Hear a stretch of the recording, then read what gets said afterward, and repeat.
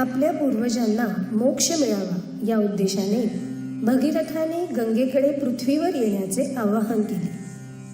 परंतु स्वर्ग लोकात मजेत असलेल्या गर्विष्ठ गंगेला हा स्वतःचा अपमानच वाटला व तिने माझ्या प्रवाहाचा जोर ही पृथ्वी सहन करू शकणार नाही असे कारण सांगितले. तेव्हा गंगेचे गर्व हरण करून जनसमुदायाचा उद्धार करण्याच्या उद्देशाने भगवान शंकरांनी गंगेला आपल्या जटेत स्थान दिले. परंतु स्वतःच्या प्रवाहाचा पाण्याचा गर्व असलेल्या गंगेला याचे महत्त्व कळले नाही.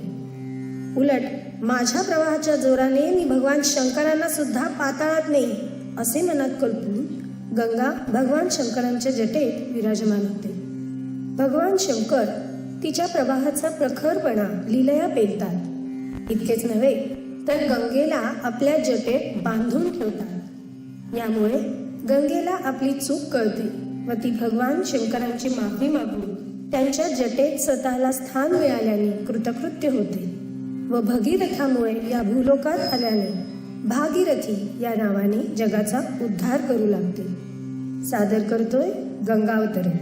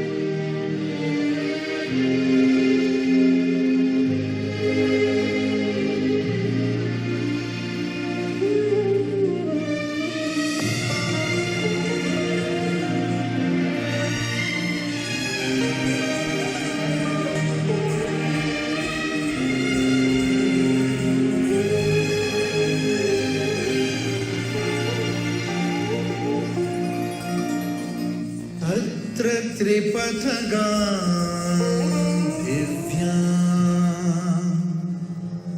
शीतदोया अशैवला